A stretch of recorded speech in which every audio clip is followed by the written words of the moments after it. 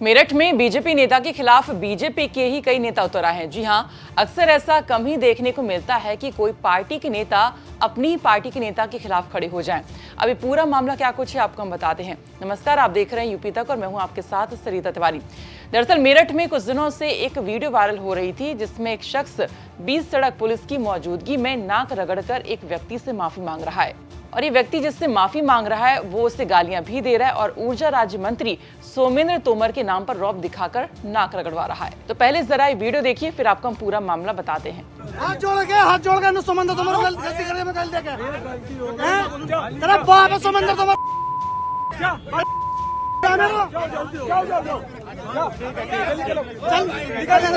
चल तो ये वीडियो करीब एक हफ्ते से वायरल है। अब इसमें जो शख्स कह रहा है कि माफी मांगो वो भाजपा किसान मोर्चा का जिला उपाध्यक्ष है विकुल चपराना, और जो माफी मांग रहा है वो एक व्यापारी है, सत्यम रस्तोगी इनका नाम है। सत्यम रस्तोगी ने बताया था कि गाड़ी हटाने को लेकर विवाद हुआ था, जिसके बाद वो मार पिटाई पर उतारू हो गए और गालियां देने लगे। सत्यम ने ये बताया कि मंत्री का नाम क्यों बीच में आया उनको नहीं पता। वहीं वीडियो के वायरल होने के बाद बीजेपी ने उससे पद से हटा दिया था। पुलिस ने भी तुरंत कार्रवाई करते हुए आरोपी विकुल को अरेस्ट कर लिया, लेकिन जल्दी उससे जमानत भी मिल गई थी। अब इस मामले में मेरठ के एसएसपी डॉक्टर विपिन टाडा से भाजपा पार्टी का एक प्रतिनिधि मंडल मिला। प्रतिनिधि मंडल में सांसद अरुण गोविल, विधायक अमित अग्रवाल, एमएलसी धर्मेंद्र भारद्वाज, व्यापार प्रकोष्ठ के प्रदेश संयोजक विनीत शारदा, महानगर अध्यक्ष विवेक रस्तोगी, जिलाध्यक्ष शिव कुमार राणा और जिला पंचायत अध्यक्ष गौरव चौधरी, साथ ही साथ महापौर हरिकांत अहलूवालिया समेत कई नेता शामिल थे। सांसद अरुण गोविल ने कहा कि मामले में कार्रवाई होनी चाहिए, बख्शा नहीं जाना चाहिए। सबसे पहली बात तो ये है कि जो पीड़ित परिवार है, हमारा पूरा भाजपा भारतीय जनता पार्टी उनके साथ है। सहानुभूति ही नहीं है, सिर्फ हम पूरी तरह उनके साथ हैं। और हमारी बेसिक डिमांड ये है, आज हम उस बात को लेकर आए थे कि जो भी लोग इसके लिए जिम्मेदार हैं, चाहे वो पुलिस वाले हों, चाहे वो दूसरे लोग हों, उन सबके प्रति पूरी कार्रवाई, जो कड़ी से कड़ी कार्रवाई है वो होनी चाहिए। इस तरह की घटनाएं जो है वो शहर में हो रही हैं, जो नहीं होनी चाहिए, उन पर एक लगाम लगनी चाहिए।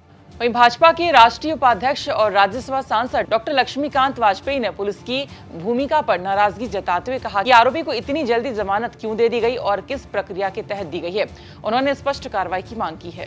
जमानत क्यों दी गई, कौन सी पद्धति का पालन किया गया जो जमानत दी गई है और किसके दबाव में जमानत दी गई, पुलिस का तंत्र क्यों इस तरह का काम कर रहा है। एसएसपी ने लाइन हाजिर किया है पुलिस कर्मियों को, कुछ और लाइन हाजिर कोई दंड नहीं है। हमने कहा है कि हमको स्पष्ट कार्रवाई चाहिए। जिस थाना क्षेत्र में लगातार घटनाएं हो रही उन थानों के विरुद्ध भी कार्रवाई। बातचीत यही है, कोई भी घटना है उस घटना पर पूरा न्यायिक कार्रवाई चाहिए। किसी के दबाव में पुलिस ना आए, कोई ना राजनीतिक दबाव ना कोई आधिकारिक दबाव, किसी दबाव में नहीं आना चाहिए और तुरंत कार्रवाई होनी चाहिए। पुलिस का इकबाल बुलंद रहना चाहिए। मुलाकात के बाद एसएसपी डॉक्टर विपिन टाडा ने बताया कि मामले में 4 आरोपियों को गिरफ्तार कर जेल भेजा गया है। बाकी आरोपियों की तलाश में एसपी सिटी के नेतृत्व में टीमें काम कर रही हैं। वहीं दोषी पुलिसकर्मियों के खिलाफ भी जांच जारी है और रिपोर्ट आने के बाद आगे की कार्रवाई की जाएगी। पूरे प्रकरण में पुलिस द्वारा मुकदमा दर्ज कर 4 अपराधियों को गिरफ्तार किया है, जिनमें से कि 3 माननीय न्यायालय द्वारा जेल भेजे गए हैं। जो शेष रह गए हैं उनके लिए भी पुलिस टीम एसपी सिटी के नेतृत्व में प्रयासरत है शीघ्र गिरफ्तारी व कार्रवाई हेतु। इसमें जो दोषी पुलिस वाले हैं उनकी जांच के लिए हमने एसपी सिटी महोदय को इसमें जांच दी है पूरे प्रकरण की, और इसमें जो भी तथ्य सामने आएंगे उसके आधार पर कार्रवाई की जाएगी। फिलहाल मौके पर मौजूद 3 पुलिसकर्मियों को लाइन हाजिर किया गया है और इसमें आपके आने पर अग्रिम कार्रवाई की जाएगी। वहीं आरोपी विकुल चपराना ने एक वीडियो में बयान जारी कर कहा कि उन्होंने अभद्र भाषा का इस्तेमाल जरूर किया था, जिसके लिए वो माफी मांगते हैं, लेकिन वायरल वीडियो अधूरा बताया गया है। उनका ये कहना है कि व्यापारी ने पहले मंत्री और उनके परिवार के लिए अपशब्द कहे थे।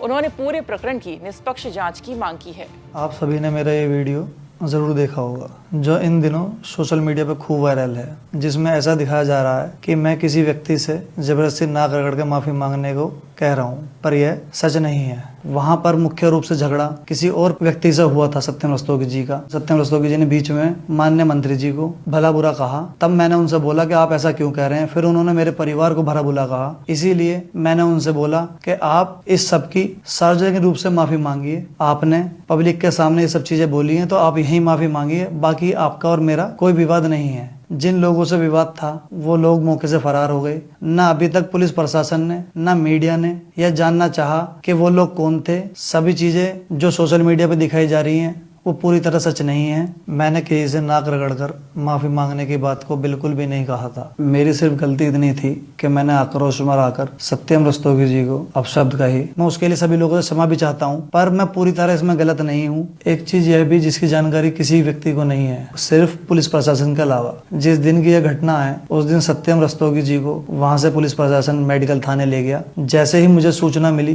कि सत्यम रस्तोगी जी पर मुकदमा लिखा जा रहा है, मैं मौके पर मेडिकल थाना पहुंचा। मैं नहीं चाहता था कि दीपावली के शुभ अवसर पर किसी का दिन खराब हो या किसी का त्योहार खराब हो। मैंने वहां से तुरंत थाना प्रभारी शैलेश यादव जी को कहा कि इनके और मेरे बीच कोई विवाद नहीं है, आप इन्हें छोड़ दीजिए और जाने दीजिए। मेरी भावनाएं थी जो मैंने वहां उनके लिए स्टैंड लिया। इस सब में माननीय मंत्री जी को जो अदर राजनीतिक पार्टियां हैं वो इन्वॉल्व कर रही हैं। इस पूरे विषय से माननीय डॉक्टर सोमेंद्र तोमर जी का कोई लेना देना नहीं है। फिलहाल ये मामला मेरठ की राजनीति में चर्चा का विषय बना हुआ है। पुलिस की जांच जारी है और प्रशासन पर निष्पक्ष कार्रवाई का दबाव अब बढ़ रहा है। तो फिलहाल इसी के साथ इस वीडियो में इतना ही। ये जानकारी भेजी थी मेरठ से हमारे सहयोगी उस्मान चौधरी ने। बाकी खबरों के लिए आप देखते रहिए यूपी तक। नमस्कार। तो ऐसे नेता जिन्होंने मनुस्मृति को लेकर के बोला है, आप उनको क्या कहेंगे? क्योंकि राहुल गांधी के खिलाफ भी आपने नोटिस, राहुल गांधी के खिलाफ हमने कार्यवाही क्यों की? बाकी नेता बाहर बैठ करके कहीं पर भी कुछ भी कहते हैं, कहीं पर भी कोई भी कुछ भी कह रहा है, सबका संज्ञान नहीं लिया जाता है। राहुल गांधी ने संसद में खड़े होकर के मनुस्मृति के खिलाफ बात कही, और खिलाफ कैसी कही कि जो बात मनुस्मृति में है ही नहीं वो कही, और मनुस्मृति के नाम से कही कि मनुष्य तुम्हारी किताब में लिखा है, मनुस्मृति में लिखा है।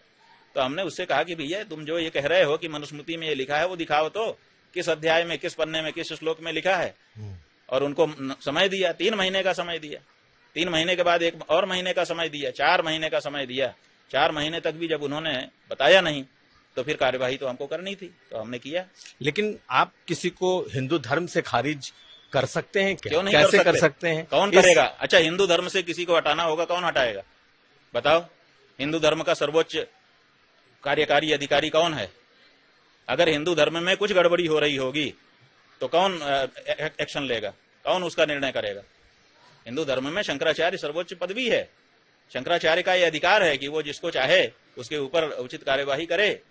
हमने अपने अधिकार का प्रयोग किया। लेकिन इस देश में संविधान भी तो है। संविधान धर्म के मामले में सीधे लागू नहीं है। आर्टिकल 25 पढ़ लीजिए।